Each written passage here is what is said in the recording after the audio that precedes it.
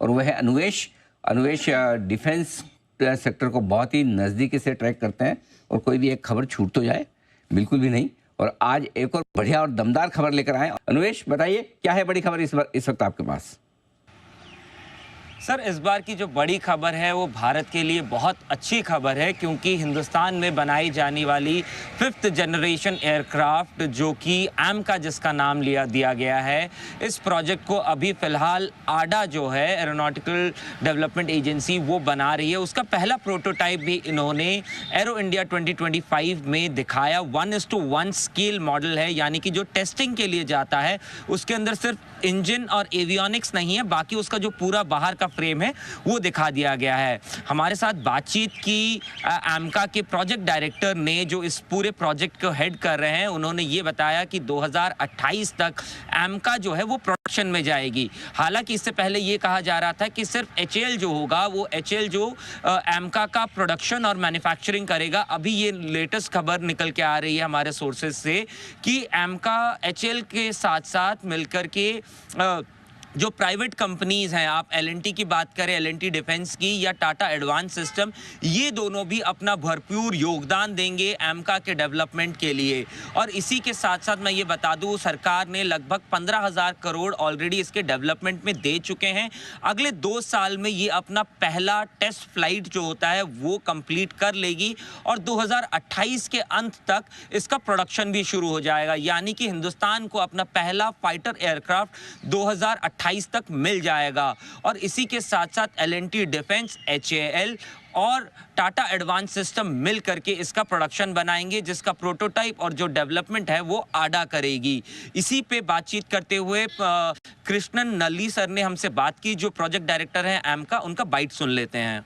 क्या HAL उस group में शामिल नहीं है जो इंडस्ट्रीज AMCA प्रोटोटाइप बनाने में मदद करेंगी? हमका एग्जीक्यूशन मॉडल को इंडस्ट्री पार्टनरशिप मॉडल में चले जाएगा।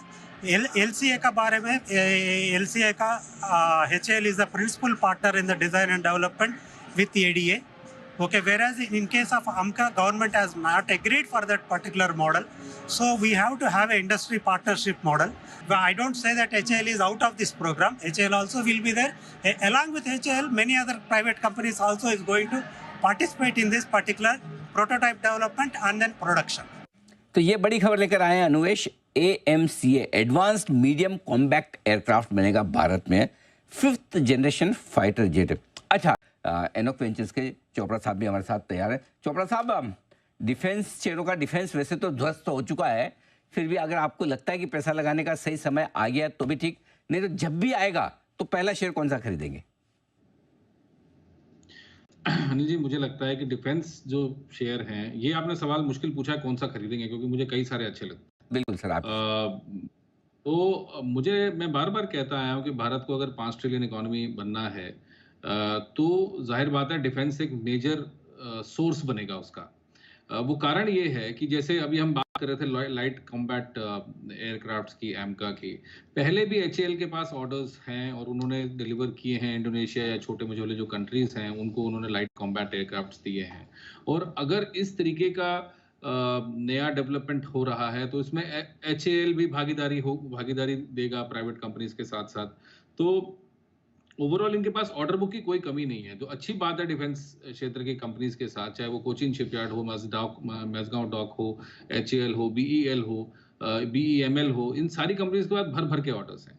अभी तो समस्या दूसरी हो गई है, जो एयरफोर्स चीफ ने रादर उन्होंने पब्लिक मीडिया में आके डांटा HAL को कि आप लोग टाइमली डिलीवर नहीं कर रहे हो, आपके पास काम बहुत ज्यादा है, तो आप इसको डिलीवरी के ऊपर फोकस करें।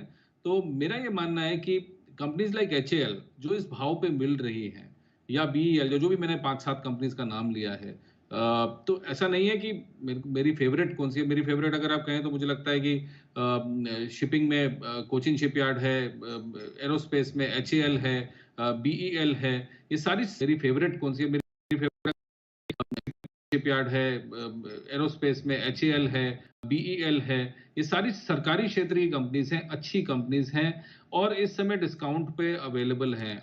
देखिए हम लोग कई बार जो प्राइवेट कंपनीज हैं उनकी ऑर्डर बुक देखते हैं कि आगे उनके रेवेन्यूज कैसे होंगे, फॉरवर्ड अर्निंग्स कैसी रहेंगी, क्या वो कंपनी डिलीवर कर पाएगी नहीं कर पाएगी। तो एटलीस्ट अगले 3-4 सालों तक इन कंपनीज को वो तो चिंता है ही नहीं, क्योंकि ऑर्डर बुक बहुत स्ट्रांग है, भारत सरकार की अपनी ऑर्डर बुक है, प्लस बाहर से भी इनको ऑर्डर्स मिल रहे हैं।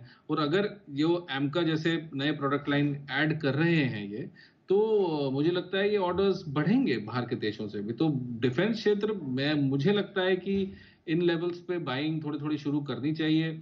मैंने पिछले हफ्ते भी आके कहा था कि ऐसी मंदियां हम सब जो भी यहाँ पे पैनल पे बैठे हैं, हमने सब लोगों ने बहुत सारी देखी हैं। कई बार आपको ऐसा लगता है there is no light at the end of the tunnel, और खास करके नए निवेशक जिन्होंने शायद पहली मंदी देखी है कोविड के बाद, उन्होंने तो देखा ही नहीं था। तो काफी लोग तो वीक हैंड्स बाहर हो जाते हैं, मगर जो सीजनड हो जाते हैं, जब मंदी देखने के बाद मुझे लगता है सीजनिंग हो जाती है, मेरा ये मानना है कि ये लेवल बेचने का तो बिल्कुल भी नहीं है। आप डर के बिल्कुल ना बेचें, पैनिक ना करें, अच्छे शेयर्स लेके रखें। और अगर बाजार यहाँ कहीं तलहटी बनाता है, क्योंकि लग रहा है, क्योंकि बार बार हम देख रहे हैं 22,800 को रिस्पेक्ट कर रहा है ये लेवल को मार्केट, और यहाँ पे कहीं ना कहीं अपने कहते हैं अंग्रेजी में जैसे trying to find its feet. तो अगर ऐसा कुछ हो रहा है तो मेरे हिसाब से जो अच्छे सुदृढ़ सेक्टर्स हैं वहां पर आपको कुछ बाइंग करनी चाहिए। थोड़ा सा इंतजार करें, मगर अपना पोर्टफोलियो प्लीज खाली ना करें, क्योंकि हो सकता है कि बाजार कभी भी यहाँ से वापसी करना शुरू करे।